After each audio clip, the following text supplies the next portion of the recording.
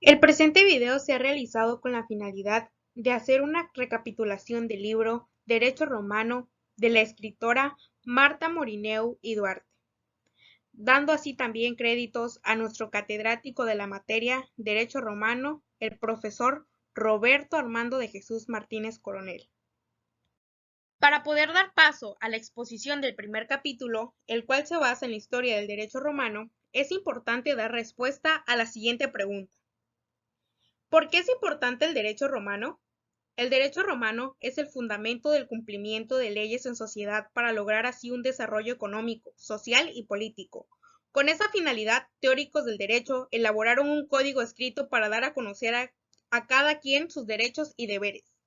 Este código tipificado, denominado Código de las 12 Tablas, vino a resolver una problemática que afrontaba la población romana, con el objetivo de otorgarle a los ciudadanos igualdad, justicia, propiedad y un papel en la sociedad, a cambio de la resolución de los conflictos en ese momento. Es importante recordar y tener presente que para poder comprender el aparato jurídico y legal de la actualidad, resulta esencial estudiar el derecho romano, puesto que él mismo representa el génesis de la mayoría de los derechos, deberes, terminologías y procedimientos que se utilizan hoy en día. ¿Qué fue la monarquía? La monarquía romana fue el periodo más antiguo de la antigua Roma, el cual estuvo gobernado por 7 reyes. Los primeros 4 reyes fueron de estirpe latina y sabina, los últimos 3 etruscos. Cada uno de ellos, según las leyendas y la tradición romana, dejó una huella personal en la historia de la ciudad. Comenzó con la propia fundación de la ciudad de Roma por Rómulo el 21 de abril del año 753 a.C. y terminó con la expulsión del último rey en el año 509 a.C. ¿Qué era? En su etapa republicana, Roma fue una monarquía gobernada por reyes. Fueron elegidos por la gente en Roma para gobernar de forma vitalicia. La historia del derecho romano la dividimos en 3 periodos directos: monarquía, república e imperial. También surgen las principales fuentes de derecho: la religión y las costumbres, el derecho escrito, el derecho romano, las constituciones de las polis griegas basado en la jurisprudencia o conjunto de sentencias precedentes. Los comicios. Los comicios constituían la asamblea político-legislativa de este periodo. El término proviene de comitium, lugar determinado del foro donde se acostumbran a reunirse. Existían 2 tipos de comicios: por curias y por centurias. Comicios por curias.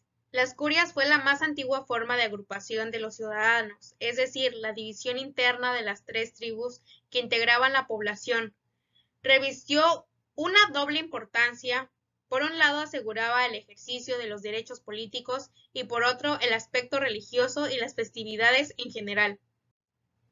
Cada una de las 3 tribus más antiguas tenían 10 curias y estos a su vez 100 hombres. En total eran entonces 3.000 personas que constituían las curias juntas. Este órgano en un principio elegía a los más altos magistrados, pero posteriormente solo confirmaba e inauguraba las elecciones de la asamblea por centurias.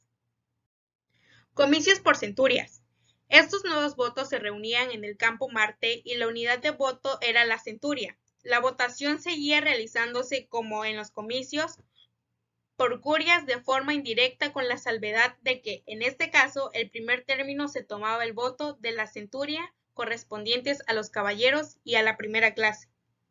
El comicio por centurias incluía a los patricios y plebeyos organizados dentro de las 5 clases económicas. Los caballeros y senadores eran la primera clase y distribuidos en divisiones internas llamadas centurias. La República. Esta etapa de la historia romana queda comprendida entre los años 510 y 27 a.C. Al principio, durante este periodo persiste una gran pugna entre patricios y plebeyos, situación que provoca que estos últimos decidan abandonar la ciudad para fundar una nueva.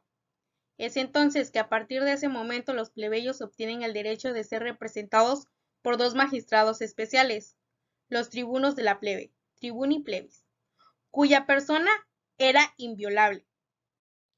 Roma, la potencia más poderosa del mundo antiguo. Es también en esta etapa histórica cuando Roma se convierte en una de las potencias más poderosas del mundo antiguo. Su triunfo definitivo sobre Cartago prácticamente transforma a los romanos en dueños del mar Mediterráneo, Mare Nostrum. Además, la gran urbe va consolidando su dominio sobre la península itálica y va estableciendo colonias en todos aquellos territorios que conquista, al punto que llega a ser necesario crear un sistema administrativo cada vez más fuerte y complicado para gobernar tan vastos territorios. Fuentes formales del derecho en la República. En la etapa de la historia jurídica romana que nos ocupa, ya existen verdaderas fuentes formales del derecho. La costumbre sigue existiendo al igual que el periodo anterior, pero por otro lado, ya contamos con la presencia de la ley, los plebiscitos, los senadoconsultos, los edictos de los magistrados y la jurisprudencia. Principado o diarquía, etapa que inicia con Augusto al poder y finaliza con la proclamación de Diocleciano como emperador. Es durante esta etapa cuando aparecen notables cambios legislativos. Las fuentes formales del derecho en Principado o diarquía son 4: edicta, mandata, decreta y rescripta. Es también durante el gobierno de Augusto cuando aparecen dos importantes escuelas de derecho, la corriente proculeyana y la de los sabinianos. Podríamos afirmar que con Augusto el imperio alcanza su máximo esplendor, pero al mismo tiempo se inicia su decadencia.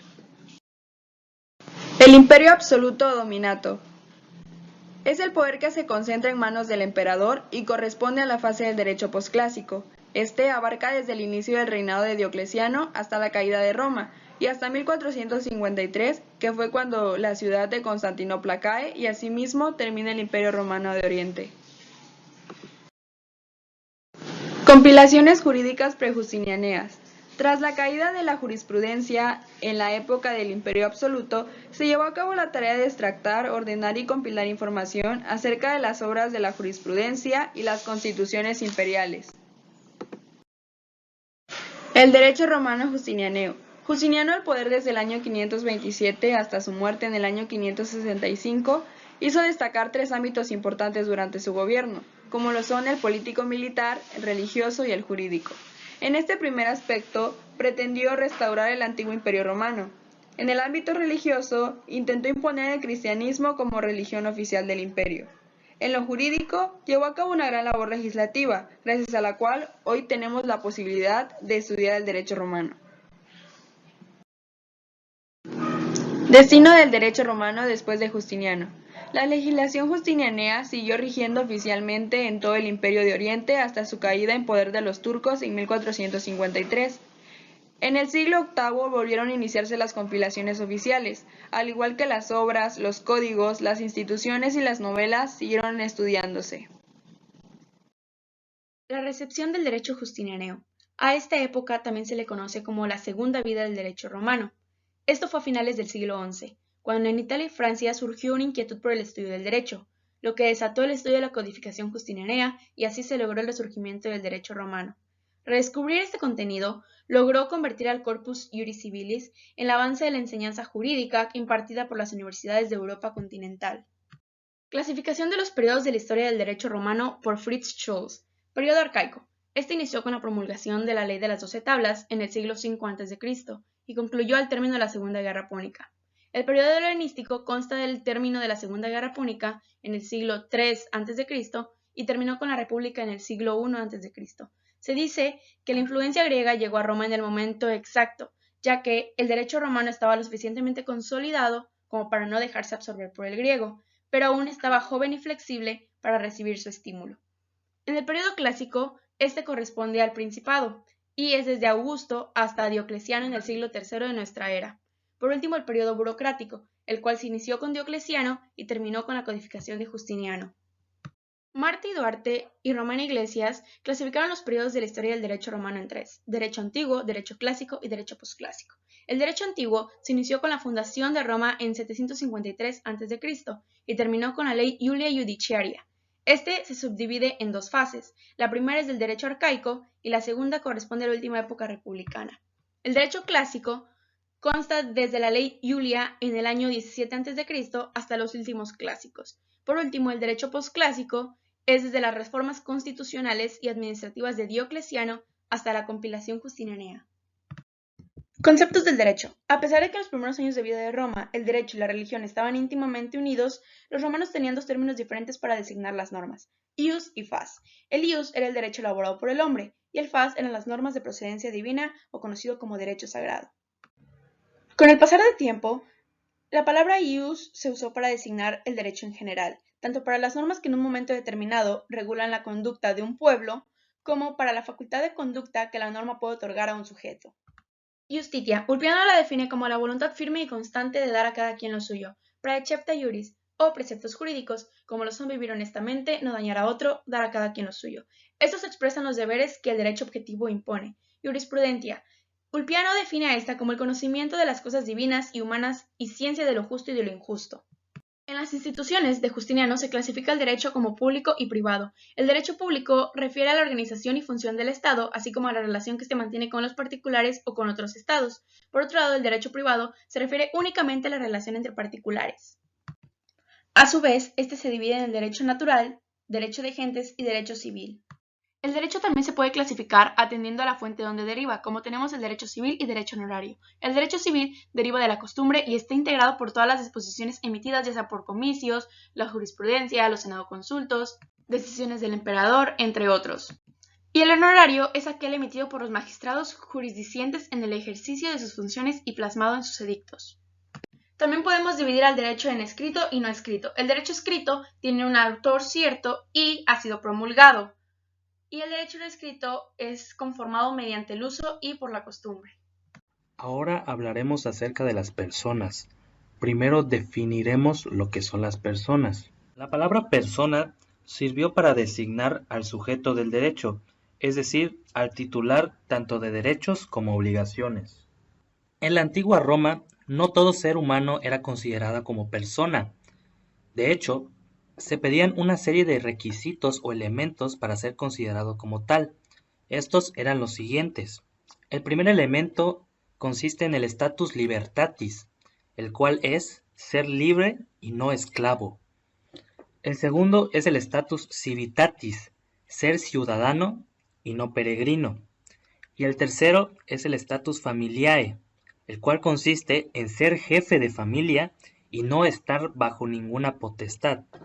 Otra clasificación que se considera al individuo dentro de la familia es la de sui iuris y la de alieni iuris. Los primeros son los que no dependen de nadie. Los segundos están sujetos a la potestad de otra persona. La esclavitud o servitus consiste en aquella institución jurídica por la cual un individuo se encontraba en calidad de cosa, es decir, de algo que le pertenecía a otro. Se trata de seres humanos en un estado de degradación jurídica. En la época preclásica y según la ley de las 12 tablas, existen ciertas causas por las cuales una persona que es inicialmente libre puede caer en esclavitud. La primera consiste en que esta persona no se hubiese inscrito dentro del censo correspondiente. Este proceso es llamado incensus. El segundo motivo es porque esta persona desertó del ejército. El tercero es por haber cometido algún delito y el cuarto es por no haber pagado a sus acreedores. En la época clásica del derecho son también cuatro las fuentes de esta institución. El primero es en aquellos casos en que un hombre libre, en complicidad con otro, se hacía vender como esclavo para luego reclamar su libertad. El segundo, cuando existía una sentencia dictada como consecuencia de haber incurrido en un delito que lo condenaría a las bestias, al circo, a las minas. A estos esclavos se les llamaba serui poenae. Por aplicación del Senado Consulto Claudio del año 52. Y por último, el liberto que cometía ingratitud hacia su antiguo amo. La manumisión es el acto por el cual el esclavo tenía su libertad, que la limita a determinadas formalidades sin las cuales el esclavo no podrá ser libre según derecho. Se necesita para que ésta surte efecto que fuera con la voluntad del propietario y que se efectuara de forma solemne. Según Ulpiano, son tres las primeras formas existentes de manumisión: por censo, por vindicta y por testamento. por censo. El amo otorgaba su consentimiento para que el esclavo se inscribiese en los registros de la totalidad de ciudadanos que el Estado llevaba a cabo cada 5 años. En este procedimiento probablemente fue utilizado durante la época de la monarquía y tuvo una desventaja. No era posible realizarlo cuando el amo deseara, sino únicamente en ocasiones de efectuarse un censo de esta naturaleza. La manomisión por vindicta resultaba más práctica. El señor, acompañado del esclavo y de una tercera persona, el accetor libertatis, se presentaba ante el magistrado, frente a quien prácticamente se desenvolvía un simulacro del proceso, en el cual el accetor libertatis afirmaba que el esclavo era libre. El amo no contradecía tal afirmación y en consecuencia el magistrado declaraba la libertad de aquel. La manumisión testamentaria podía ser de dos clases. La primera corresponde a la manumisión testamentaria directa, la cual consiste en que el testador confiere directamente al esclavo la libertad por medio de una clase de manumisión. Este recibe el nombre de libertus orsinus. La segunda corresponde a la manumisión fideicomisaria, la cual, a diferencia de la manumisión testamentaria directa, el testador concede la libertad de una forma indirecta. Recibía el nombre de fideicomisum. En esta el esclavo no adquiría la libertad ipso iuris al entrar en vigor el testamento, como en el caso anterior. El colonato es aquella persona libre que cultiva una tierra que no le pertenece, aunque éste esté ligado a ella y no pueda abandonarla. Por el hecho de cultivarla paga una cantidad anual, ya sea en dinero o en especie. Puede adquirirse el bien, pero para enajenarlos necesita el consentimiento del propietario. La condición de colono era hereditaria y solo podía finalizar mediante una autorización del terrateniente o por una orden superior. Status civitatis. Todo aquel que no fuera esclavo sería libre. Las distintas leyes del derecho civil, tanto en el orden privado como en el público, el derecho privado gozaba del concubium, facultad de contraer matrimonio civilmente, de realizar la justae nuptiae. Commercium, consistía en el derecho de adquirir y transmitir la propiedad. Concedía asimismo al ciudadano el derecho de transmitir su patrimonio por sucesión. De este se derivaba ius suffragii, derecho de votar en los comicios; ius honoram, derecho de desempeñar cualquier función pública a religiosa. Los no ciudadanos extranjeros se llamaban peregrinos, concedido por ius gentium. Se podía distinguir a los extranjeros, peregrini, y a los latini, porque estos eran peregrini con un trato más ventajoso, de tres clases: latini veteres, latini colonari, latini iuliani. Nombre. El nombre del ciudadano era compuesto por tres elementos: el nombre propio, distintivo del individuo; el nombre de la gens, a la que pertenecía; cognomen, para distinguir al grupo familiar específico. Por lo que toca a los libertinos, estos llevaban el nombre y el gentilicio de su antiguo dueño. El status familiae son las relaciones del individuo dentro de su familia y puede ser sui juris o alieni juris. El pater familiae es la situación que se obtiene independientemente de la edad, y la situación del alieni juris va a perdurar mientras que vive el pater familia o cuando el hijo sea emancipado por el pater y se convierta en sui juris. El capitis diminutio es el cambio de una situación a otra y ocurre si se pierde la calidad del hombre, la ciudadanía o la situación familiar, y existen tres: la máxima, que es cuando el individuo pierde la libertad y queda reducido a un esclavo; la media, cuando se pierde la ciudadanía romana; y la mínima, que es cuando una persona pierde los derechos que poseía dentro de la familia pero conservando la libertad y la ciudadanía. La infamia es el resultado de una decisión del censor o de un edicto del pretor, y todo ciudadano podía ser acusado de esto si se había cometido un acto indebido, y eran restringidos de privilegios que se gozaban en la sociedad dependiendo tu situación en particular. El ius postlimeni es que cuando una persona libre era hecha prisionera y por lo tanto cae en la esclavitud, pero logra escapar y vuelve a su hogar. Aquí su situación será la que tenía antes de su cautiverio, es decir, que si era un hijo de familia, vuelve a quedar como si jamás hubiera salido de la patria potestad. Las personas morales son un conjunto de personas físicas capaces de tener derechos y obligaciones, pero sin existencia material. Y aparte de un nombre, también tenían un patrimonio propio, como son los bienes y el domicilio. Y existieron dos clases de personas morales: las asociaciones, que son la reunión de varias personas físicas para lograr un fin común, y para esto era necesario 3 requisitos: la existencia de por lo menos 3 miembros, el estatuto para regir la organización y su funcionamiento y el fin lícito. En cambio, las fundaciones son un patrimonio afectado destinado a un determinado. Hola, ¿qué tal? Buenos días. Mi nombre es Denise de la Rosa Ramos. A mi equipo, que se conforma por Marroquín Escobar Daniela, Márquez Chagrowski Julieta Amalia, García Arteaga Alexandra y su servidora del primer semestre Grupo C, nos tocó el capítulo 3, que lleva por título Derecho de Familia.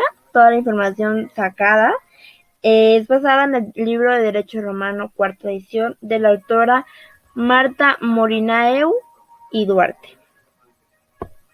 Ok, pues el libro hace como un énfasis en lo que, este capítulo más bien, hace como un énfasis en la patria potestad, en el parentesco, en el matrimonio, en la adopción, legitimación, extinción de la patria potestad, otras acciones, uniones maritales, manus, mancipio, tutela y curatela. Y por supuesto hace como un resumen general de todo. Yo les voy a hablar sobre la generalidad de esto, que pues el derecho de familia en realidad estudia más allá de lo que nosotros ya sabemos que una familia tenía por derecho, pero esto es en el tiempo romano, ¿saben? Nos vamos a ir a Roma, en lo que existía en ese tiempo. En ese tiempo se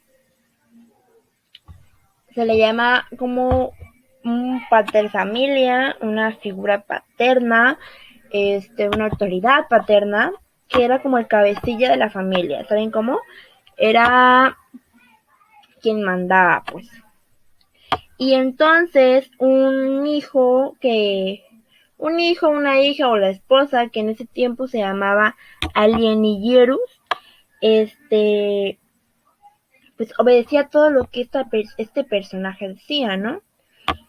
Y bueno, el parentesco era cognativo o era agnativo. Cognatio, era lo que los unía de sangre, porque es mi papá, porque es mi mamá, y el agnatio, era lo que los unía civilmente, mi esposa, o me adoptaron, cositas así, ¿no? También está, pues, la patria potestad, que implica los derechos sobre la persona, que básicamente el pater familia tenía todos los derechos sobre el hijo, la hija, la esposa, y pues también en eso tenía los derechos de los bienes. Y pues la fuente de la patria potestad es el matrimonio, la adopción o la legitimación. Y eso es todo de mi parte.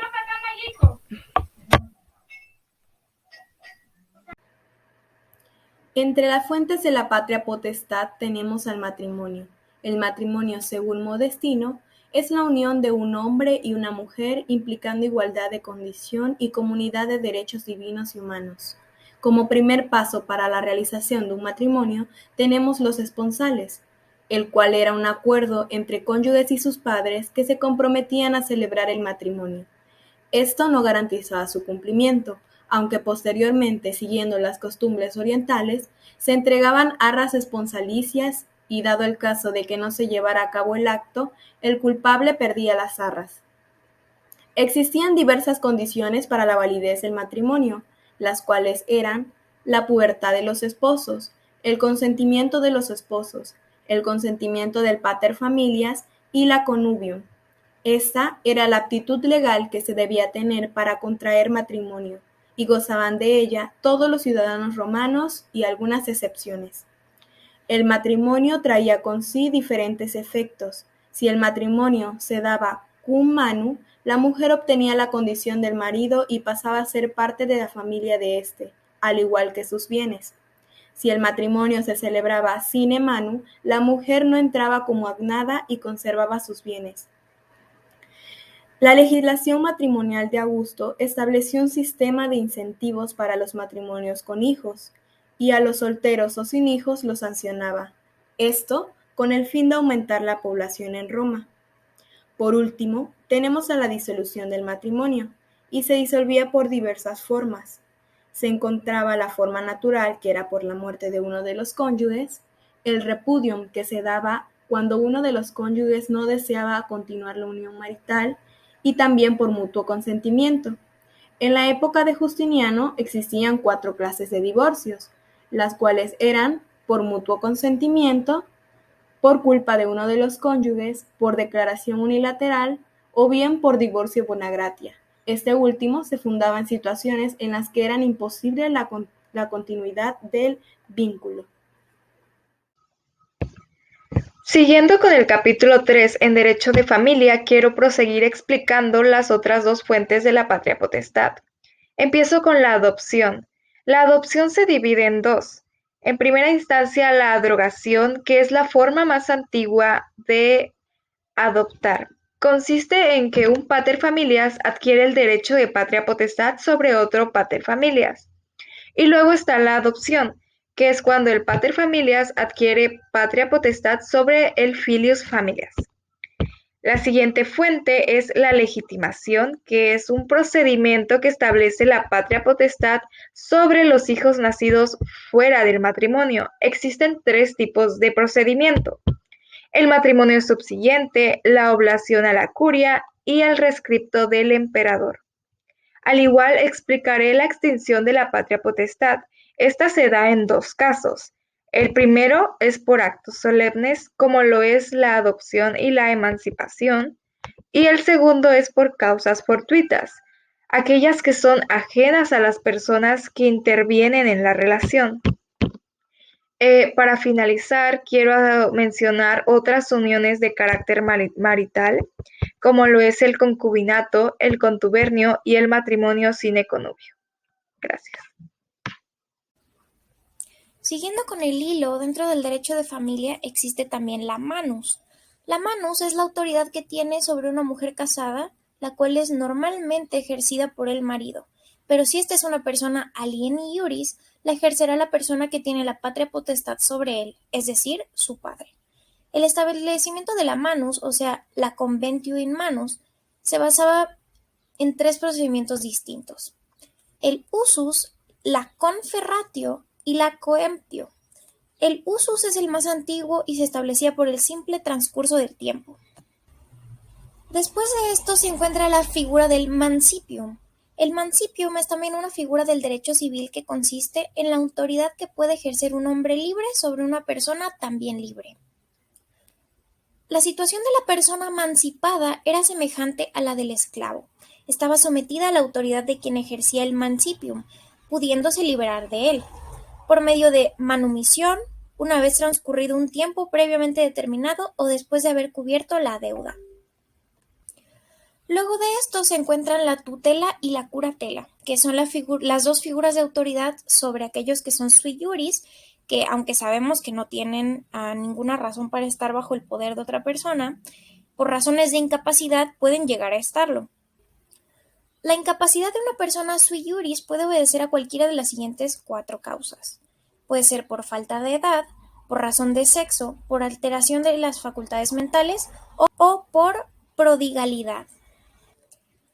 La tutela puede ser aplicada hacia los impúberes, es decir, a los menores de 14 años, o a las mujeres, en cuyo caso la tutela es perpetua. La curatela, en cambio, era aplicada hacia los furiosi, es decir, los locos, entre comillas, los pródigos, los menores de 25 años, pero mayores de 14, o los pupilos. Y este fue todo el capítulo 3, Derecho de Familia.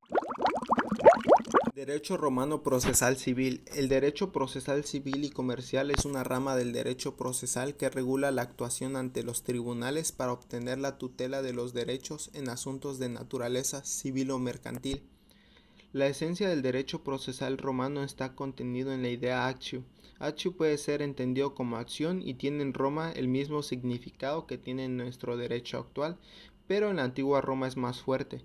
La existencia de un actio determina la existencia de un derecho que puede ser reivindicado a través de la misma. De hecho, en el derecho romano todo acto jurídico válido que de acuerdo al ius quiritium cree, modifique o extinga derechos u obligaciones debe corresponderse con una determinada actio, es decir, con la posibilidad de defender y reclamar tal situación jurídica en juicio. Partes en el proceso y representación procesal. El derecho procesal romano es la rama del derecho romano dedicada al estudio de procesos del proceso judicial de la antigua Roma. Partes en el proceso. Prevalece la actividad de las partes y la sentencia se la deriva de la litis contestatio. Incluye dos procesos, las leyes acciones y el procedimiento formulario. Las leyes acciones, proceso caracterizado por su tramitación oral y solemne. Existieron 5 leyes acciones principales: el sacramentum, el ludicis vel arbitribus, postulationem, la conditio, el manus innectio y por último la pignoris capio. Magistrados y jueces.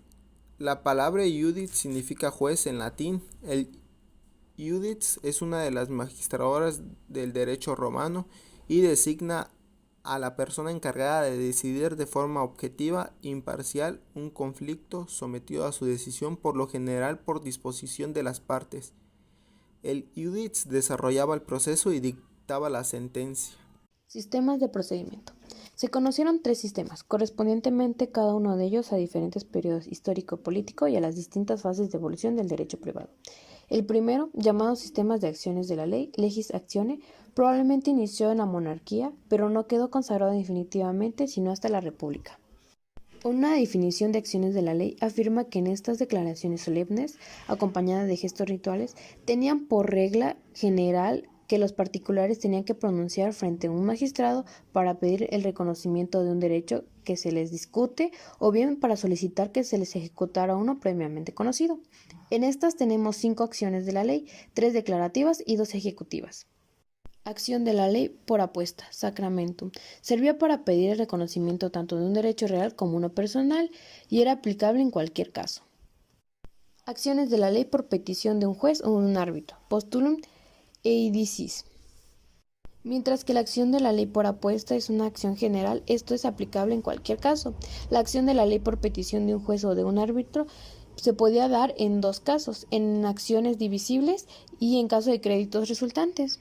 Acciones de la ley por requerimiento condictio. Fue creada para recuperar aquellos créditos referentes a una determinada suma de dinero o cosa determinada, o sea, una cosa individualmente designada. Acción de la ley de aprehensión corporal, manus innocito. Es una acción ejecutiva y propiamente dada de un nombre dicho que tiene características como defensa privada. En él el acreedor prende a su deudor y si éste no satisface las obligaciones en un cierto plazo, el primero podía darlo como esclavo al extranjero o matarlo. Esto constituye una especie de venganza. Acción de la ley de toma de prenda o embargo, pignoris o capio. Esta acción ejecutada servía para ciertos acreedores que, al no tener lo debido, podían tomar cualquier pretendencia de su deudor. Procedimiento formulario. Como resultado del estricto formalismo de las legis acciones que dificultaba la reconciliación de las controversias ante los rigurosos esquemas de estas leyes, a finales de la República se suprimió este sistema de las acciones y fue sustituido por la ley por términos prescriptos, per concepta verba, es decir, mediante fórmulas. En este procedimiento, el pretor peregrino ayudaba a los litigantes a redactar un pequeño texto, llamado fórmula, en el cual se reunían los antecedentes y pretensiones de las partes, y que servirían para que el juez tuviese una visión completa del problema existente. En este procedimiento se divide en 2 fases. La fase in iure, la cual se redactaba y aceptaba la fórmula, y la fase apud in judice, que se desarrollaba ante un juez. La fase in iure lo conforma la fórmula y la litis contestatio. La fórmula es la aceptación de este documento redactado por las partes, que se le confiere al juez la facultad de poder condenar o absolver al demandado. Toda fórmula debe contener 4 partes: la demonstratio, la intentio, la condemnatio y la audidicatio. A partir de este momento, el proceso está completamente entablado, entonces la litis contestatio, la piedra angular del proceso, los efectos que produce se agrupan en 3. efecto regulador, efecto consultivo, efecto creador. La fase apud iudice es la segunda fase del proceso, que se desarrolla ante un juez. Fundamentalmente sigo siendo como en la etapa de las acciones de la ley, pero el juez se basa primero en la fórmula y en las pruebas y alegatos de las partes, como es lógico suponer. El uso de la escritura permite la aportación de documentos como medios probatorios. Además, no será preciso que la sentencia se dicte antes de la puesta del sol. Vías de ejecución. El deudor tiene un plazo de 70 días para cumplir con la sentencia. En caso de no hacerlo, el acreedor puede ejercer la actio iudicati, acción que reemplaza la manus inectio de las acciones de la ley y se ejerce sobre los bienes del deudor mediante cualquiera de las siguientes tres medidas: la bonorum venditio, la bonorum distractio o la toma de prenda. Protección jurídica extrajudicial.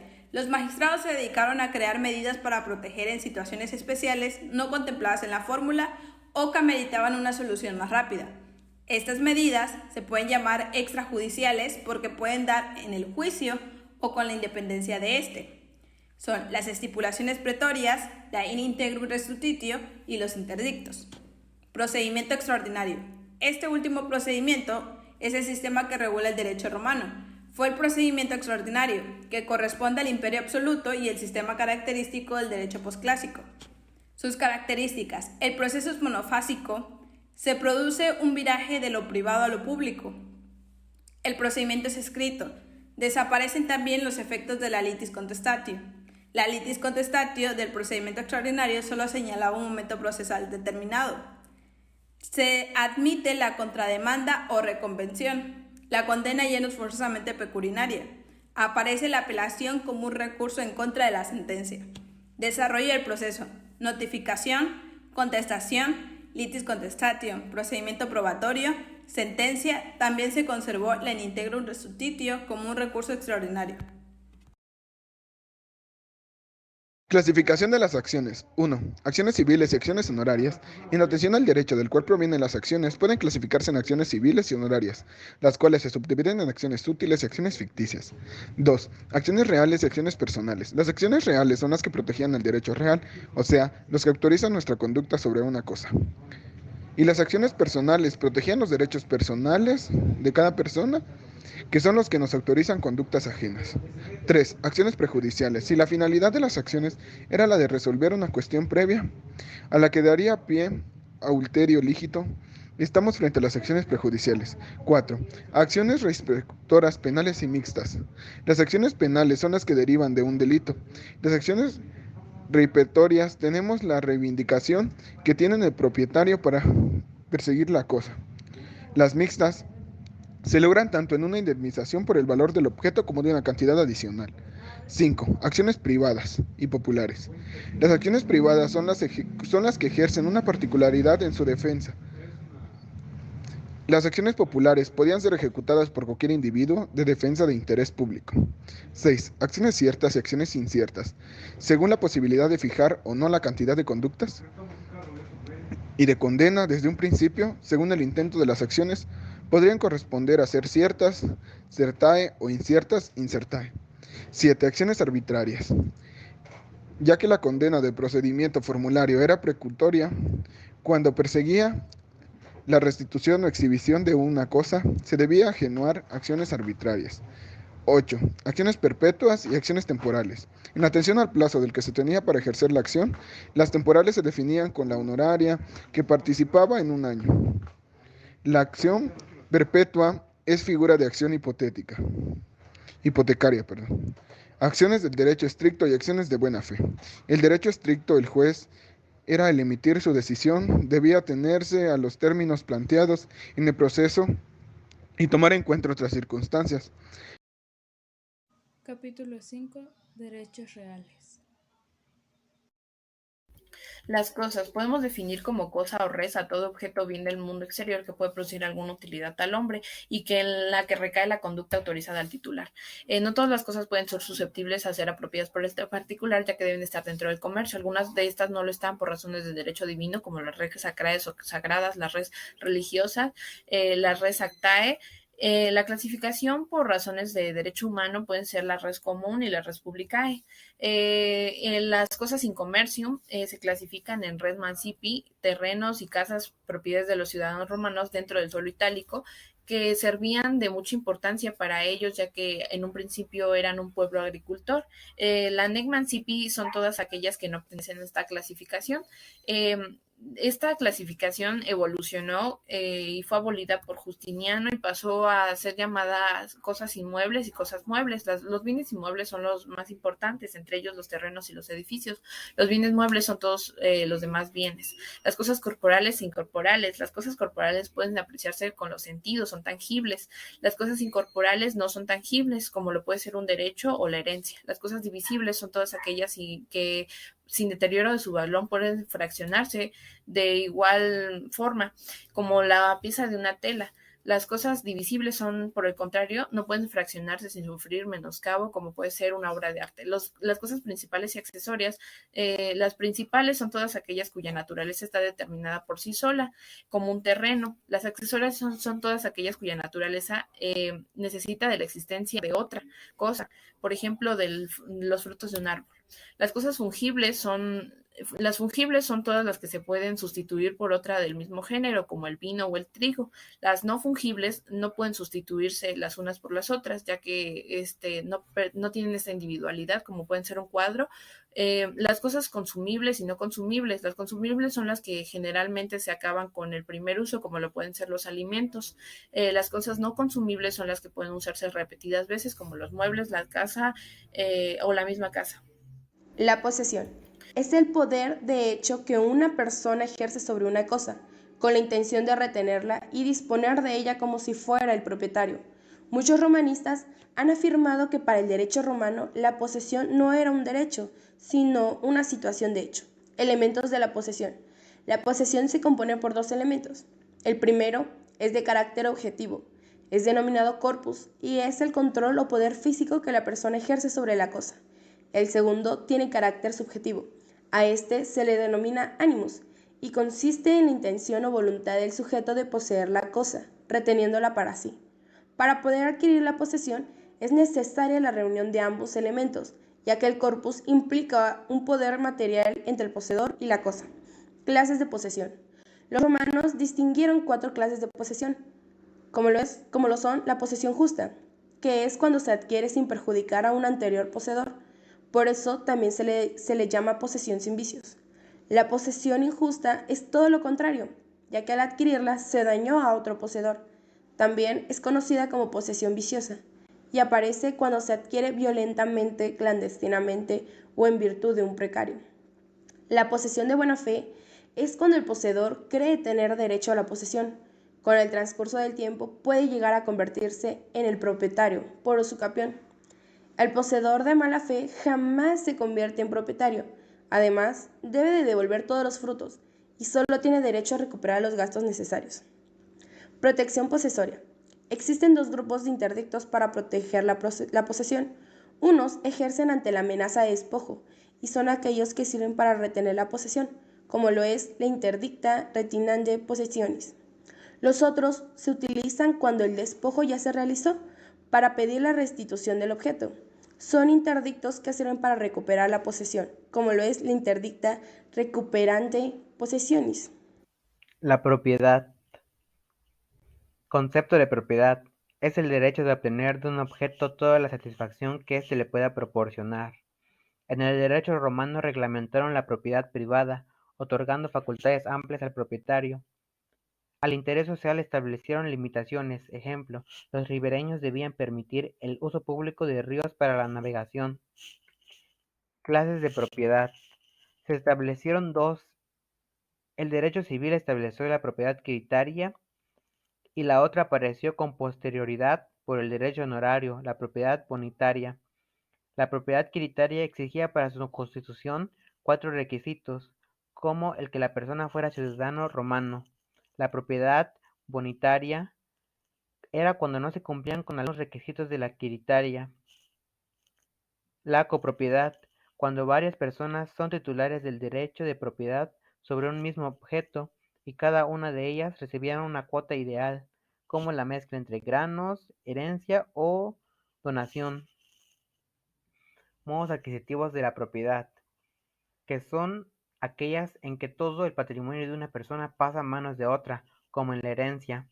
Los modos adquisitivos de la propiedad fueron clasificados en dos: modos adquisitivos del derecho civil y modos adquisitivos del derecho natural. Derechos reales sobre la cosa ajena. Los derechos reales sobre la cosa ajena es la implicación de una persona obteniendo un derecho real sobre algo que pertenece o pertenecía a otro individuo. Este se clasifica en dos: derechos reales de goce y derechos reales de garantía. En los derechos reales de goce se encuentra la servidumbre, que es el derecho real sobre la cosa ajena. La relación de servidumbre se establece entre personas que son propietarios de dos bienes inmuebles o fundos. En las servidumbres es irrelevante la identidad del sujeto, ya sea pasivo o activo, que este podría variar en relación directa con la persona que sea el propietario de cada uno de los fundos. Constitución y extinción de la servidumbre. El derecho de servidumbre tiene que nacer y extinguirse, por eso se muestran las razones y otros supuestos. Para constituir son la emancipatio, la in iuris cessio, el legado, adiucatio, usucapio y por convenio entre los interesados, y por reserva cuando se vendía un bien inmueble y el vendedor se reservaba una servidumbre sobre él a favor de otro inmueble que le pertenecía. Las causas de su extinción serían la pérdida de cualquiera de los inmuebles por confusión o consolidación, por renuncia al titular o por el no uso. Protección de las servidumbres. Las servidumbres están protegidas por el actio confesorio. Si una persona pretende tener derecho de una servidumbre que es fundo de otra persona, tiene que ejercer en justicia contra el propietario del fundo. Servidumbres reales o prediales. Esta clase de servidumbres es la relación entre dos fundos, que desde el punto de vista activo es el derecho atribuido a un fundo de reiterar utilidad a otro, y desde el punto de vista pasivo se convierte en la carga impuesta a un fondo de procurarle utilidad a otro. Estos se clasifican en servidumbres urbanas y servidumbres rurales. En las servidumbres urbanas está el apoyo de viga, apoyo de muro, desviación de agua de lluvia, prohibición de levantar construcciones. En las servidumbres rurales está de paso, de acueducto, de toma de agua y de pasto. Servidumbres personales. En este se encuentra el usufructo, el uso, el derecho de habitación y el operae servorum. Y este fue todo el capítulo 3, Derecho de Familia. Obligaciones. Para saber un poco más sobre las obligaciones, debemos de tener en cuenta su concepto, el cual es un vínculo establecido por el derecho que nos obliga a cumplir una determinada conducta. En términos semejantes, según Justiniano, la obligación es un vínculo jurídico por el que nosotros estamos constreñidos con la necesidad de pagar alguna cosa según las leyes de nuestra ciudad. Para saber un poco más sobre las obligaciones, debemos de tener en cuenta los elementos por el cual está constituido: sujetos y objeto. Los sujetos están divididos en activo y pasivo. El activo es el que tiene derecho a la conducta del sujeto pasivo, y el pasivo es la persona física o jurídica que tiene que hacer frente a una obligación a favor de otra parte. El objeto está constituido por la conducta o comportamiento que el deudor debe de observar en favor del acreedor. Esto se puede constituir en un fiaré, faceré, prestaré. El término se utiliza para referirse a la tasación de un dominio de alguna cosa, es decir, hacerla al acreedor propietario de algo. El término faceré, se refiere a que toda conducta consiste en un acto positivo en un hacer y que no implique la tasación de una cosa, es decir, que no signifique un daré. El término prestaré se emplea para aludir al contenido de la obligación en general. De esta manera hablamos de la prestación, ya sea que ésta consista en un daré o en un faceré. Clasificación de las obligaciones. Atendiendo a los sujetos. Ambulatorias. Por lo general, la obligación se establece entre sujetos individualmente determinados desde un principio. Pero existen obligaciones en las que ya sea el acreedor, ya sea el deudor o ambos a la vez no estén individualizados al momento de constituirse la obligación, y a calidades de acreedor y deudor recaigan sobre las personas que se encuentren en determinada situación. Se presentan en diferentes casos, por ejemplo, la obligación de pagar los daños a causas por un animal, la obligación que tiene el propietario, la obligación de reparar el muro a cargo de quien sea dueño de inmueble, la obligación de restituir lo adquirido con violencia. Seguimos con las mancomunadas, que nos dice que de ordinario la obligación se establece entre un solo acreedor y solo un deudor. Sin embargo, hay casos de obligaciones en los que encontramos una pluralidad de sujetos, ya sea que existan varios acreedores o varios deudores, y varios deudores a la vez. También tenemos los correales, que a diferencia de lo que sucede con las mancomunadas, cada acreedor tiene derecho al crédito íntegro o cada deudor debe pagar la deuda de su totalidad. Se dice también que hay solidaridad entre los deudores cuando varios responden conjuntamente, todos y cada uno, cada cual por todos, de la misma obligación. Tenemos también, atendiendo al objeto, divisibles e indivisibles. Son divisibles generalmente las obligaciones de dar una cantidad de dinero. También tenemos las alternativas y facultativas, que estas nos dice que establecen dos o más presentaciones de las cuales el deudor solo debe cumplir con una. Tenemos también las genéricas y específicas, que son las obligaciones genéricas, aquellas en las que el deudor está obligado a entregar un objeto indicado solo por su género. También tenemos atendiendo al derecho del cual viven. En este sentido, las obligaciones pueden ser civiles u honorarias. Son civiles las que quedaron reglamentadas por el derecho civil y honorario, las que emanan del derecho ordinario. Por último, tenemos atendiendo a su eficacia procesal, que nos dice que son las obligaciones civiles aquellas que están dotadas de acción para exigir su cumplimiento. Fuentes de las obligaciones. Las fuentes de las obligaciones se dividen en 4 puntos. El primero es el contrato, es el acuerdo de voluntades entre varias personas que por objeto producir obligaciones civiles.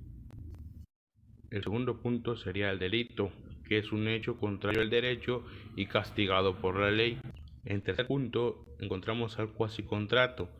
Es esta una figura muy parecida a la del contrato en cuanto produce consecuencias semejantes a él, pero nos encontramos con que carece de uno de los elementos esenciales de todo contrato, esto es, el consentimiento de los sujetos. Y como cuarto punto, el cuasidelito, que es un hecho ilícito no clasificado entre los delitos. Otras fuentes de las obligaciones. Estas se dividen en 4. En el primer punto encontramos los pactos. Por pacto se entiende el hecho de que dos o más personas se pongan de acuerdo respecto de un objeto determinado, sin existir ninguna formalidad de por medio. Existen pactos nudos y pactos vestidos. Entre los pactos vestidos también encontramos los pactos ayectos, los pactos pretorios y los pactos legítimos. El segundo punto es la ley, y esto nos dice que cuando un sujeto se encuentra previsto por determinada disposición legal, tiene forzosa y necesariamente la obligación de cumplir con lo señalado del ordenamiento. El tercer punto es la sentencia, y en esta las partes que en él intervienen quedan obligadas a cumplir con la sentencia que en el mismo dicte la autoridad correspondiente. Y por cuarto punto es la declaración unilateral, que es aquella promesa hecha espontánea y libremente por una persona. Ejecución de las obligaciones. En un primer punto encontramos la mora. La mora es el retraso culpable o doloso en el cumplimiento de una obligación. Esta se divide en mora debitoris, que es del deudor, y en mora creditoris, que es del acreedor. En el segundo punto encontramos el caso fortuito, que es el acontecimiento no imputable al deudor que hace imposible el cumplimiento de una obligación. En tercer punto, al dolo. Existe dolo cuando previamente el deudor no cumple la obligación con la intención de dañar al acreedor. Y en cuarto punto es la culpa, que se da cuando el deudor ocasiona un daño al acreedor por su falta de cuidado o negligencia. Transmisión de obligaciones. Al hablar de la transmisión de las obligaciones, debe distinguirse la transmisión del derecho de crédito, que tiene el acreedor, y por otro lado la transmisión de la deuda o deber de pagar a cargo del deudor. Cesión de créditos. En la cesión de créditos tenemos la sustitución del acreedor por otra persona, a quien se le transmiten los derechos nacidos del vínculo obligacional. Existe también la novación. La novación es la sustitución de una antigua obligación por una nueva, cambiando uno de los elementos de la primera, en este caso al acreedor. Era necesario el consentimiento del deudor, quien debía prometer el pago al nuevo acreedor. Procuratio in rem suam. A través de esta figura, la cesión se lleva a cabo haciendo uso de la representación procesal. Asunción de deudas. En la cesión de deudas tenemos la sustitución del deudor por otra persona que asume la deuda, es decir, que se compromete a pagar la deuda del primero. Extensión de las obligaciones. Cuando una obligación se extingue, se disuelve el vínculo existente entre acreedor y el deudor. Los modos extintivos de las obligaciones son los hechos a los que el derecho objetivo otorga esa función. Los modos extintivos que operan ipso iure son el pago, la novación, la confusión, la pérdida de la cosa debida, el mutuo discernimiento, el concurso de causas lucrativas y la muerte o capitis de minutio del deudor. Los modos extintivos que operan ope exceptionis son la compensación y el pacto de non petendo. Compensación.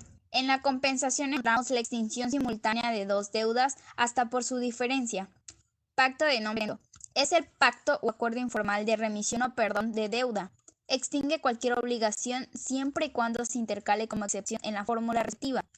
Bueno, antes de concluir con el tema de la extinción de las obligaciones, es necesario agregar que para algunos tratadistas el transcurso de 30 a 40 años, duración máxima del derecho de acción para procesos civiles, constituye también un modo extintivo.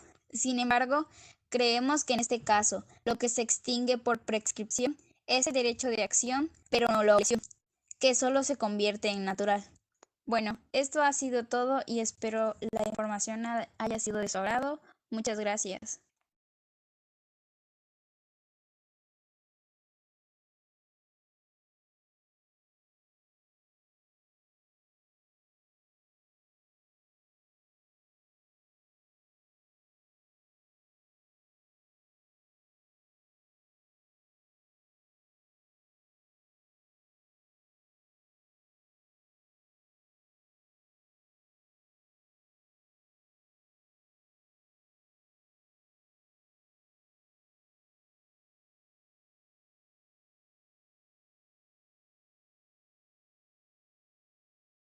Los contratos y otras fuentes de obligaciones.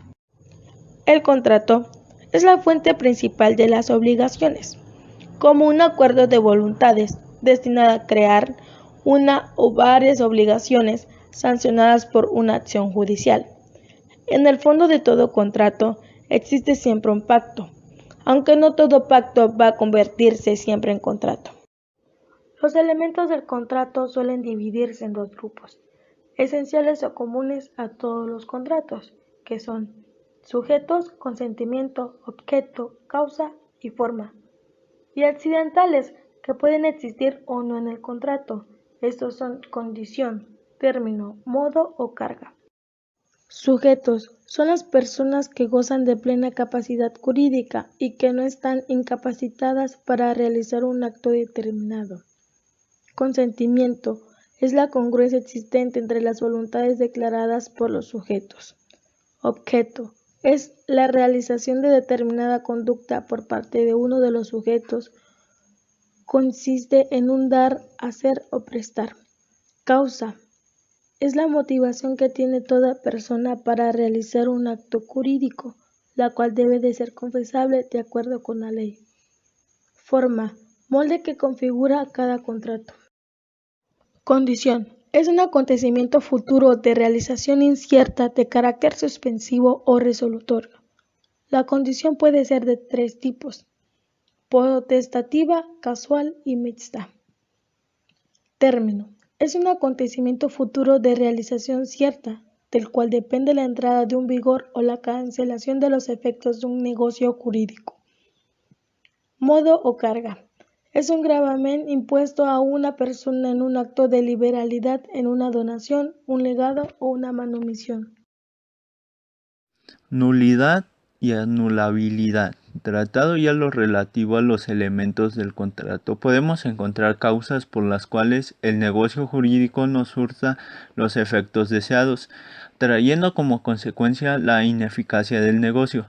La nulidad podrá pedirla la parte afectada, o bien un tercero que, no siendo parte en el negocio jurídico, se viera afectado por alguna razón. La anulabilidad solo podrá invocarla a su favor la persona que está afectada, y a esta se le daría la convalidación. En ella se puede realizar por dejar de transcurrir un determinado tiempo para impugnar el negocio, por ratificación o por desaparecer el vicio que afectaba el contrato. A continuación les hablaré de la clasificación de los contratos. Contrato nominado y contrato innominado. Contratos nominados es aquel que tiene nombre específico y particular confirmado por el derecho romano. Contrato verbal se perfecciona por la formulación de determinadas palabras. Contrato escrito se perfecciona por el uso de la escritura. En este tipo de contrato tendrán que distinguirse dos épocas. En su época arcaica, por ejemplo, la nómina transcriptia, y posteriormente los sígrafos y quirógrafos. Contrato real se perfeccionará por la entrega de la cosa o, por ejemplo, un mutuo y un depósito. También en él se encuentra el contrato consensual, es cuyo perfeccionamiento depende del simple. Contrato innominado es aquel que formaba parte de los clásicos contratos denominados del derecho romano, es decir, doy para que des, doy para que hagas, hago para que des y hago para que hagas. Ahora seguiremos con los pactos. Los pactos son fuentes adicionales de las obligaciones, así como también son convenciones o acuerdos de voluntades. Al principio, estas solo daban origen a las obligaciones naturales y eran llamados pactos nudos, pero con el tiempo se le llamaron pactos vestidos. Los pactos vestidos se dividen en pactos adyectos, pretorios y legítimos. Los pactos adyectos son aquellos que podían anexarse a un contrato de buena fe al momento de su celebración para modificar sus efectos, como ya lo hemos mencionado en relación con el contrato de compraventa. Entre los pactos pretorios figuran las siguientes: la Constitutum, que servía para formalizar una prórroga de un contrato existente; la Receptum Argentari, que era el pacto mediante el cual un banquero se comprometía con su cliente a pagar una deuda que éste tuviera con un tercero; la Receptum Notarum, que se refiere al pacto por el cual los dueños de los establos se hacían responsables de las mercancías confiadas en su custodia; la Receptum Arbitri, que era el pacto por el cual una persona aceptaba ser árbitro de un pleito; y el pacto de juramento, que era donde las partes convenían en que una futura controversia fuera decidida mediante juramento. Los pactos legítimos son una categoría de los pactos vestidos, cuya obligatoriedad fue dada por constituciones imperiales, y entre los que tenemos el pacto del compromiso, por el cual se convenía someter eventuales pleitos a la decisión de uno o varios árbitros, la promesa de donar y la promesa de dotar. Los delitos son una de las 4 fuentes principales de las obligaciones según Justiniano, las cuales daban lugar a una relación de tipo obligacional en la que la víctima figuraba como acreedor y el delincuente como deudor. Los delitos privados fueron tipificados tanto por el derecho civil como por el derecho honorario. Dentro de los delitos privados del derecho civil encontramos el robo, el daño en propiedad ajena y las lesiones. Por otro lado, dentro de los delitos privados del derecho honorario nos encontramos con la rapiña, la intimidación, el dolo y el fraude a acreedores. El tema 7, que son gestiones de negocios, es sobre la administración que se interesa en cosas ajenas sin el cargo del titular de gestión de negocios. En el segundo tema es enriquecimiento ilegítimo. En el enriquecimiento ilegítimo se daba cuando una persona obtenía una ganancia a costa de otra sin medir la causa jurídica.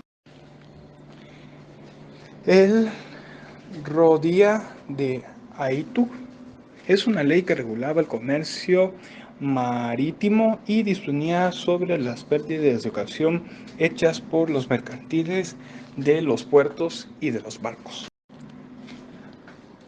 El tema 8 habla sobre los causidelitos, que son 4 puntos a tomar de importancia, que era sobre tropeza, que es el juez que hacía suyo el proceso, es decir, que dolosía o negligentemente dictaba una sentencia injusta. El segundo tema era eufont dientum. Hablaba en las casas desde la cual se arrojaba algo a lo vivo público ocasionado por un daño. Y los temas 3 y 4, el 3 habla sobre la positum et supemium. También era responsable el habitante de la casa que colocaba o suspendiera algún objeto que cada su calidad de prudente de la causa de daños. Y la responsabilidad de navieros. Al estudiar los pactos vimos que uno de los resuptum, las citabas persos, nos hacía responsable de los objetos debajo de sus cualidaciones, que esto hacía a cometer dependentes cometían robos o daños también que quedaban obligados.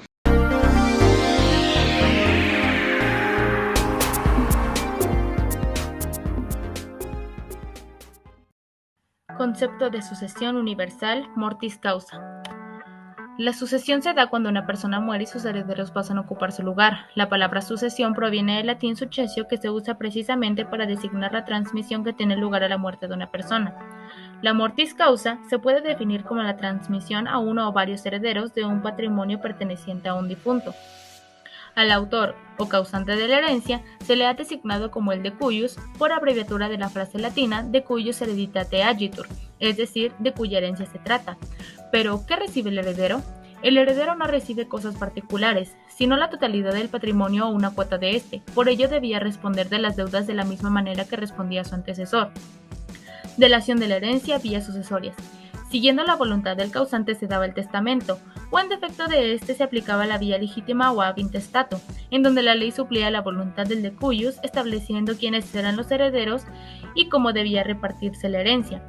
Estas dos se excluían pues no podían aplicarse al mismo tiempo, principio que se expresó con la frase latina nemo pro parte testatus pro parte intestatus decedere potest, que literalmente significa que nadie puede morir en parte testado y en parte intestado. La sucesión legítima tenía lugar cuando no había testamento o cuando habiéndolo no fuera válido o el heredero testamentario no quisiera o no pudiera aceptar la herencia.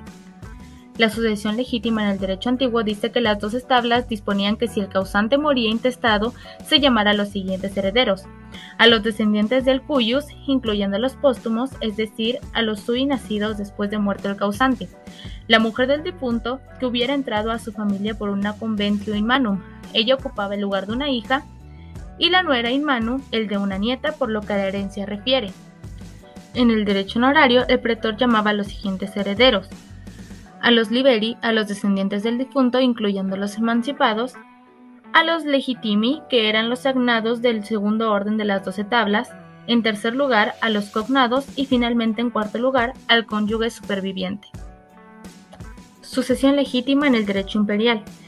Se continuaron la tendencia iniciada por el pretor de incluir a los cognados tomando en cuenta el parentesco de sangre. El Senado consulto Tertuliano le dio derechos a la madre en la sucesión de los hijos y el Orficiano otorgó esta misma facultad a los hijos en relación con la sucesión de la madre. La Constitución Valentiniana admitió la concurrencia de los nietos nacidos de una hija premuerta, y la Constitución Anastasiana llamaba a las hermanas y hermanos emancipados a la sucesión de un hermano fallecido. En el derecho justinianeo,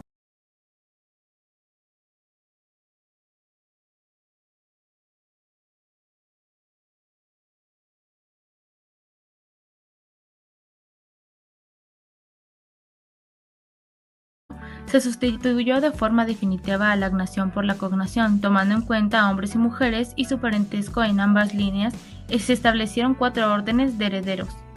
En primer lugar, se llamaba a los descendientes y en su defecto, en segundo lugar, se llamaba al padre, a la madre, a los demás ascendientes o a los hermanos carnales. En tercer lugar, sucederían los medios hermanos y por último, los demás colaterales. Aquí no se menciona al cónyuge superviviente, pero se menciona a la viuda o el viudo, siempre que no hubieran habido divorcio y a falta de los demás familiares. La sucesión legítima del liberto siempre fue objeto de una reglamentación especial.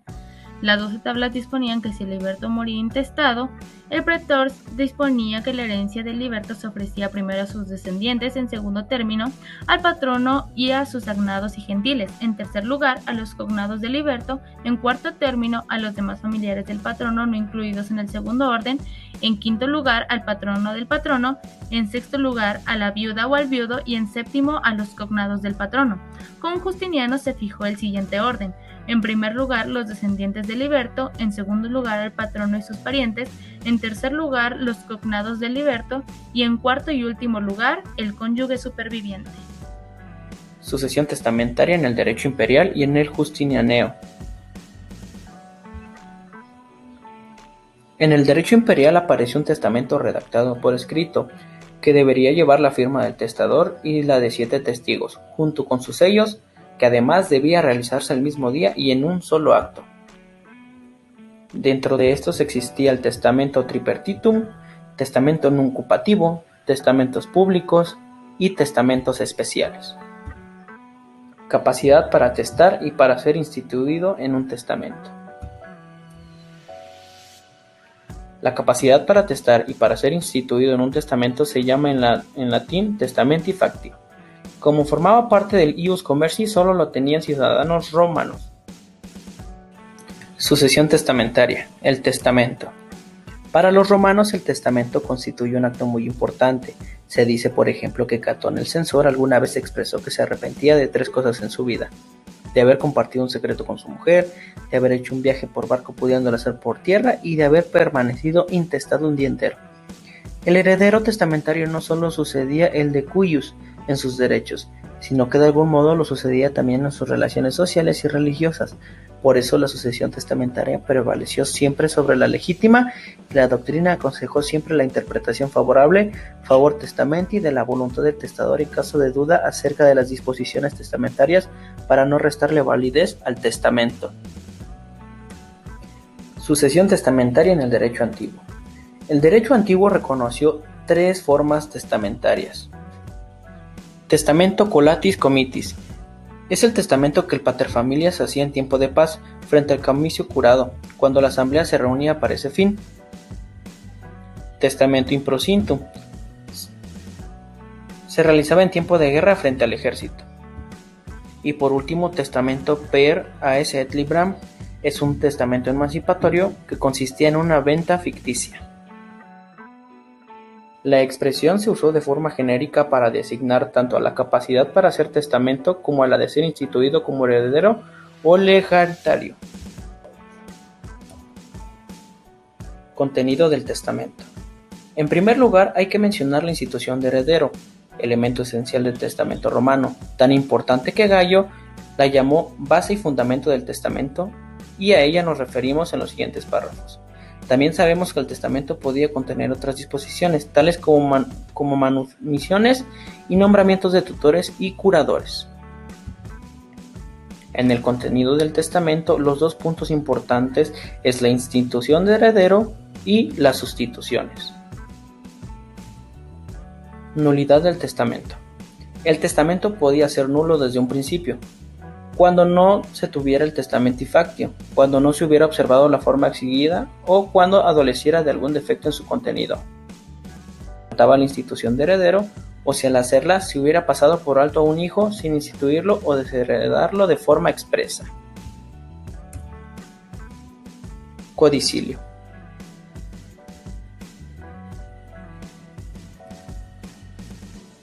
Junto al testamento, que es el acto de disposición mortis causa más importante, existió en Roma otro acto menos solemne y que también se usó para hacer disposiciones por causa de muerte, el codicilio, que igualmente requería del testamenti factio. El codicilio se hacía por escrito, muchas veces en forma de carta.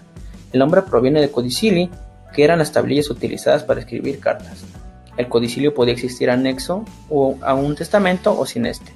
El primero se le dio el nombre de codicilio confirmado y podía contener legados, manumisiones, fideicomisos y nombramiento de tutores y curadores. El segundo solo se podía contener fideicomisos. Ninguno podía contener la institución de herederos o consignar desheredaciones. Sucesión contra el testamento. Apuntamos que a pesar de que existieron limitaciones a la libertad de disposición del testador, limitaciones que tuvieron por objeto proteger los intereses de los parientes más cercanos y cuya violación podía dar origen a la sucesión contra el testamento o sucesión forzosa, que provoca la modificación del testamento y a veces su anulación con la subsecuente aplicación de la vía legítima o intestada. En la sucesión contra el testamento podemos encontrar la sucesión contra el testamento en el derecho antiguo, sucesión contra el testamento en el derecho honorario, unorum possessio contra tabulas, sucesión contra el testamento en el derecho imperial y sucesión contra el testamento en el derecho justinianeo. Adquisición de la herencia. ¿Qué es una adquisición de la herencia? Es la última fase de la sucesión de la herencia y es la adquisición del testamento que se produce con efectos retroactivos al momento de la muerte de la persona fallecida. La adquisición de la herencia se puede hacer de manera pura o a beneficio de un inventario. Los tipos de herederos, como número 1, serían los forzosos, que son descendientes, ascendientes y cónyuge, con los que no se pueden ser privados de la herencia de no mediar alguna grave situación. Número 2 serían los no forzosos, colaterales consanguíneos hasta el 4º grado, o sea, hermanos, tíos y sobrinos. Primos, hermanos son los que van al sucesorio a falta de los derechos forzosos. Herederos testamentarios son el causante de instruir por testamento 3 clases de herederos. Sería como el número 1, el universal, que recibe ideal sin consideración a su conocimiento especial ni a los objetos de derechos. Tienen vocación universal o derechos. Protección procesal del heredero. La acción para proteger a los derechos se denominó heredatis petitio, esto con la finalidad de que se reconociera como heredero y se entregara a la herencia en el momento en que un tercero tuviera los bienes pro herede. También hablaremos de el heredero yaciente, la herencia yaciente, ya que es una herencia temporalmente que queda sin titular, ya que el heredero indica en el testamento que aún no se decide aceptarlo o aún no lo localiza. Herencia vacante. La herencia vacante o bona vacantia es aquella que quedaba definitivamente sin titular porque no había herederos y los bienes pasaban por el erario público. El legado. El legado se puede definir como la liberalidad a cargo de la herencia dispuesta en el testamento a favor de una persona determinada. El legatario concediéndolo a ciertas cosas o derechos. El legado podía estar sujeto a condición, término o modo. Al heredero se le designaba por vía testamentaria y por vía legítima. Al legatario solo se le podía designar por testamento o codicilo confirmado. Al heredero se le recibía título universal, es decir, toda la herencia o toda la cuota de la misma, y por ello se le hacía responsable de las deudas. En cambio, el legatario se recibía a título particular y no respondía de los gravámenes. Tanto el heredero como el legatario debía tener la testamenti factio pasiva. A ambos se les podía nombrar sustituto. 1. Diferentes clases de abogado. 2. Adquisición de legado. 3. Validez de legado. 4. Restricciones de legado. Diferentes clases de abogados. Legado per vindicatoria. Redactado con la forma do y lego. Transfería el legatario a la propiedad quiritaria del objeto, por lo tanto lo convertía en el titular de un derecho real. Era necesario que el testador tuviera la propiedad quiritaria de la cosa legada en el momento de hacer el testamento y en el de la muerte.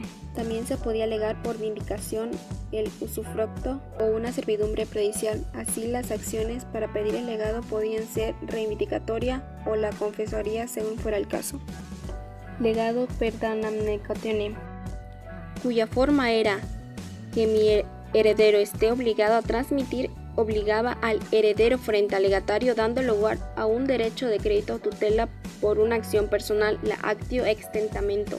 podían ser objeto de este legado no solo las cosas pertenecientes al testador, sino también al heredero o a un tercero, cosas que el heredero debía adquirir, pero si el propietario se negaba a vender o pedía un precio excesivo, el heredero podía librarse entregando el valor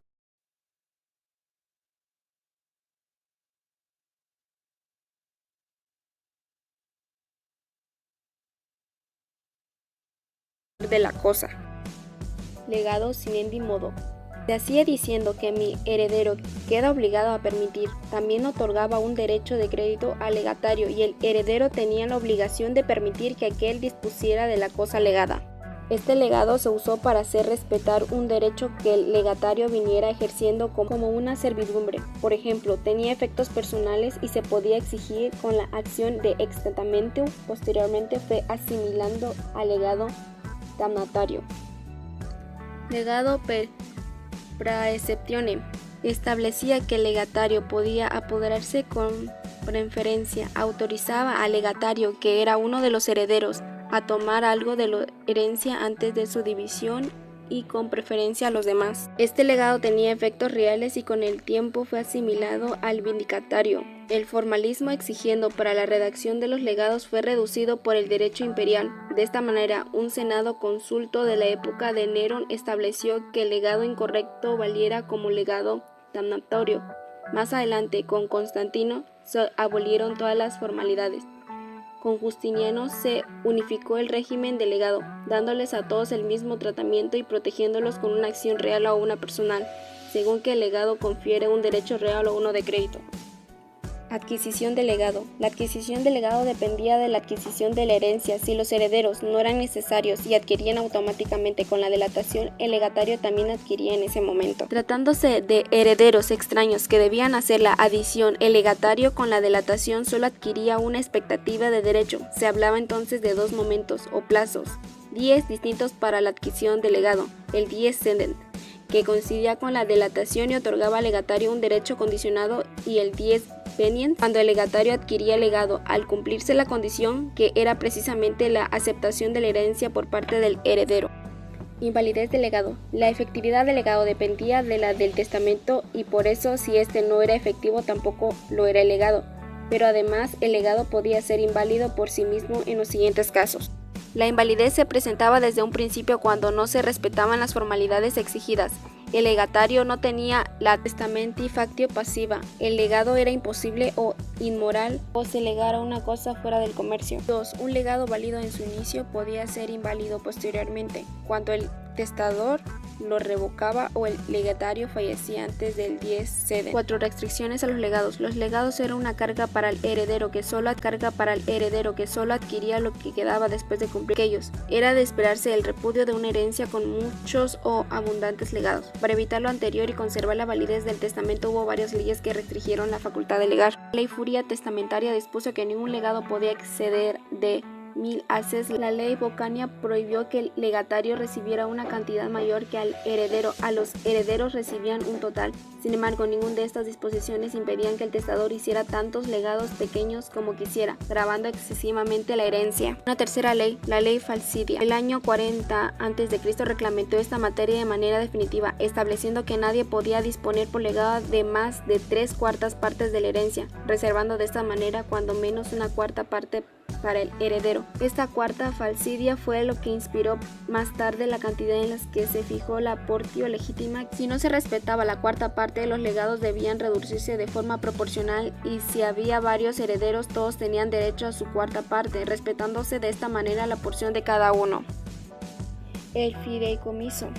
El fideicomiso no era como el legado, una disposición de carácter formal. Se puede definir como una súplica hecha por una persona, el fideicomitente, a otra, el fiduciario, para que entregara algo de una tercera, el fideicomisario. Podía hacerse oralmente o por escrito, estableciendo un testamento, aunque este no era necesario. Muy frecuentemente el fideicomiso se considera un codicilo. En un principio el fideicomiso no tuvo sanción legal, la entrega dependía de la buena fe del fiduciario. Ya con Augusto se autorizó a los magistrados a intervenir para asegurar el cumplimiento de los fideicomisos. Más tarde, dicho cumplimiento podía ser demandado en un procedimiento extraordinario ante magistrados especiales, los pretores fideicomisarios. El fideicomiso podía hacerse para un plazo determinado y así, por sustitución fideicomisaria, se podían instituir fideicomisarios sucesivos de manera que favoreciera primero a uno y después de cierto plazo a otro. El fideicomiso podía ser de dos clases, particular o universal. El fideicomiso particular recaía sobre objetos determinados y el universal podía incluir toda la herencia o una parte de la misma. Se usó generalmente para favorecer a aquellas personas que no tuvieran la testamenti factio pasiva. Dada la similitud entre el fideicomiso particular y el legado, la legislación romana aplicó aquellas mismas reglas que habían elaborado para este último, tanto en lo que se refería a su adquisición como un relativo a las modalidades, a las causas de invalidez y a las limitaciones, ya que el heredero podía hacer valer las mismas restricciones de la ley falcidia por conducto de Senoconsulto Pagaciano. Donación mortis causa. Esta clase de donación se hacía ante el temor de un peligro para el donante. Cobraba efecto si éste moría, pero si aludía al peligro o fallecía el donatario antes que el donante, la donación quedaba anulada. La donación mortis causa se distinguía de las donaciones entre vivos porque dependía de la condición de que el donatario sobreviviera al donatante.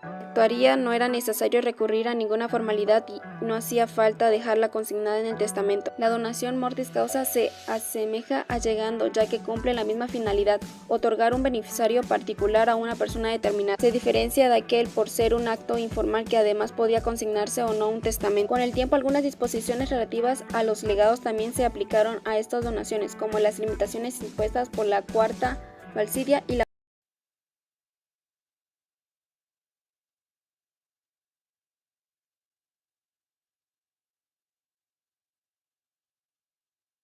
Acciones de buena fe. El juez estaba plenamente facultado para investigar e interpretarte.